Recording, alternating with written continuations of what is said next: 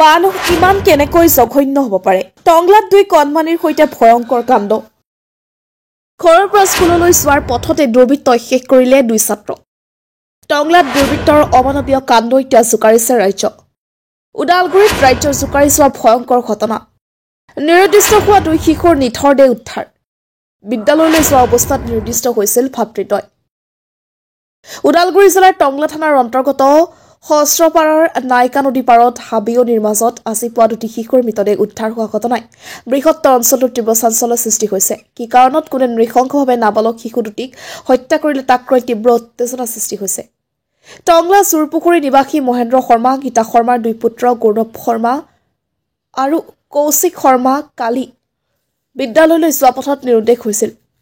টংলাস্থিত কেন্দ্ৰীয় জাতীয় বিদ্যালয় পঞ্চম আৰু ষষ্ঠ শ্ৰেণীৰ ছাত্ৰ দুগৰাকীৰ পৰীক্ষা আছিল যদিও পৰীক্ষাগৃহত দেখা নাপাই শিক্ষকে অভিভাৱকক অৱগত কৰাতহে ঘৰখনত হোৱা দোৱা লাগিছিল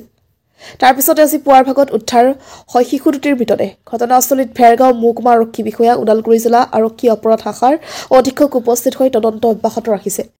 টংলাৰ মাজমজিয়াৰ টংলা কেন্দ্ৰীয় জাতীয় বিদ্যালয় স্কুলৰ দুগৰাকী ছাত্ৰ মহেন্দ্ৰ শৰ্মা আৰু গীতা শৰ্মাৰ দুই পুত্ৰ গৌৰৱ শৰ্মা আৰু কৌশিক শৰ্মা এই দুজন ছাত্ৰ যোৱাকালি ৰাতিপুৱাৰ ভাগতে স্কুললৈ বুলি ওলাই আহিছিলে ওলাই অহাৰ পিছত পৰৱৰ্তী সময়ত স্কুলৰ পৰা ঘৰলৈ ফোন গ'ল যে তেখেতসকলে স্কুলত উপস্থিত নাছিলে পৰৱৰ্তী সময়ত ঘৰত এক উৎকণ্ঠাৰ সৃষ্টি হয় আৰু ঘৰৰ পৰিয়ালৰ লোকে তেখেতসকলক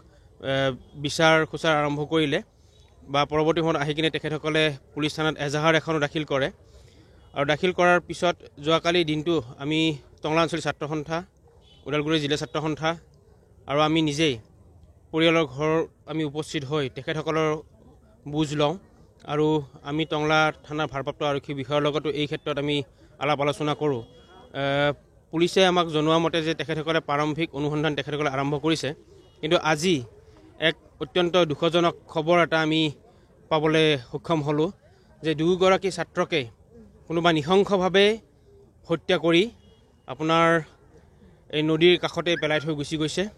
আৰু এই ক্ষেত্ৰত আমি দুৰ্বৃত্তৰ উচিত শাস্তিৰ আমি সদৌ অসম ছাত্ৰ সন্থাৰ মজিয়াৰ পৰা আমি দাবী জনাইছোঁ আৰু প্ৰশাসনক আমি অনুৰোধ জনাইছোঁ যে তেখেতসকলে এই তদন্তসমূহ অতি ক্ষিপ্ৰতাৰে কৰি দুৰ্বৃত্তৰ জৰিয়তে তেখেতসকলে সোনকালে কৰায়ত্ব কৰিব পাৰে তাৰ বাবে আমি আহ্বান জনাইছোঁ